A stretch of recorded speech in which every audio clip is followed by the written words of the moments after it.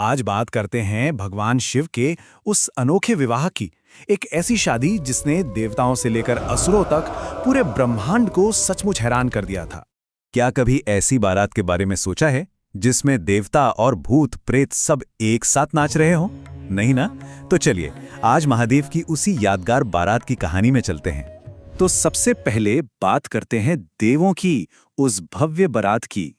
कहानी की शुरुआत होती है एक ऐसी प्रोसेशन से जैसी शायद ही किसी ने कभी देखी होगी। जरा सोच कर देखिए, शिवजी चले हैं पार्वती जी से विवाह करने और बारात में सबसे आगे कौन है? स्वयं भगवान विष्णु अपने शक्तिशाली वाहन गरुड़ पर। उनके साथ सृष्टि के रचयिता ब्रह्मा जी अपने हंस पर और देवराज इंद्र भी थे अपने विशालकाय ऐरावत हाथी पर। सोने चांदी के गहने, रेशम के कपड़े, मतलब सभी देवता पूरी तरह सज धज कर चमक रहे थे। उसे देखकर तो ऐसा ही लग रहा था कि भाई ये तो सृष्टि की सबसे सुंदर बारात है। और शहर के लोग भी इस दिव्य नज़ारे को देखकर बहुत खुश थे। लेकिन देवताओं की इस चमक दमक के पीछे जो असली नज़ारा था वो तो अभी बाकी था। अब बारी थी खुद दूल्हे की, यानी महादेव के अपने अद्भुत रूप की। और महादेव का रूप सच कहूं तो हर कल्पना से परे था। अब देखिए, एक दूल्हे के सिर पर सुंदर सा मुकुट होता है ना? पर महादेव की जटाओं से तो खुद मां गंगा बह रही थीं।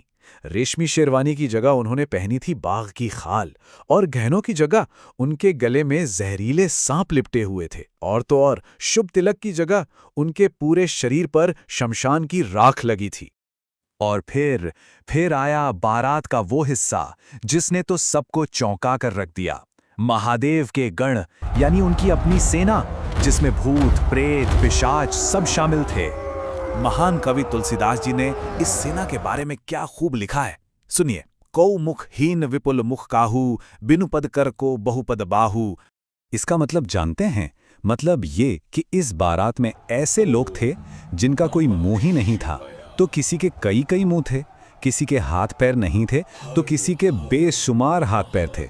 कोई एकदम मोटा ताज़ा तो कोई बस हड्डियों का ढांचा। किसी की 3 आंखें थीं तो किसी का शरीर जला हुआ था।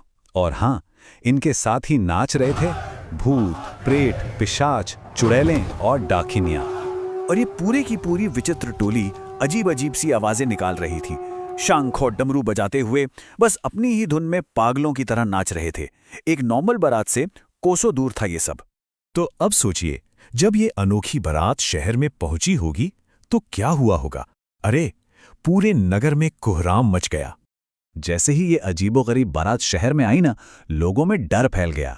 बच्चे तो डर के मारे चीखने लगे और लोग जल्दी जल्दी अपने दरवाजे बंद करने लगे। इसी उथल पुथल के बीच पार्वती जी की मां महारानी मैना अपने होने वाले दामाद का स्वागत करने आरती की थाली लेकर आगे आईं। लेकिन जैसे ही उन्होंने शिवजी और उनके डरावने बारातियों को देखा, उनके हाथ से आरती की थाली छूट गई और वो सदमे से वहीं बेहोश हो गई। तो सवाल ये उठता है कि आखिर ये सब हुआ क्यों? क्या ये बस एक अजीब घटना थी?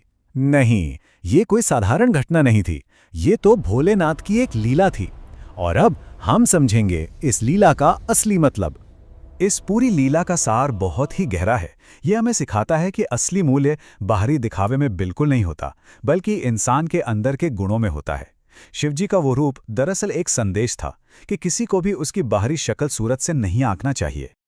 और हाँ, अपनी होने वाली सास को तसल्ली देने के लिए शिवजी ने बाद में अपना बहुत ही सुंदर और दिव्य चंद्रशेखर रूप भी दिखाया, जिसे देखकर सब शांत हुए और फिर विवाह संपन्न हुआ।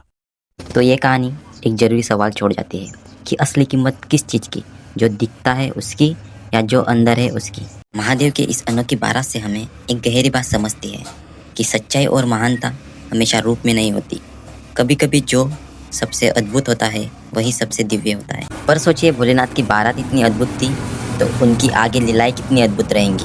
ऐसे ही भोलेनाथ की लीलाएं देखने के लिए हमारे SM स्टूडियो चैनल को सब्सक्राइब जरूर कीजिएगा। मिलते हैं अगले कहानी के साथ अगले नए वीडियो में।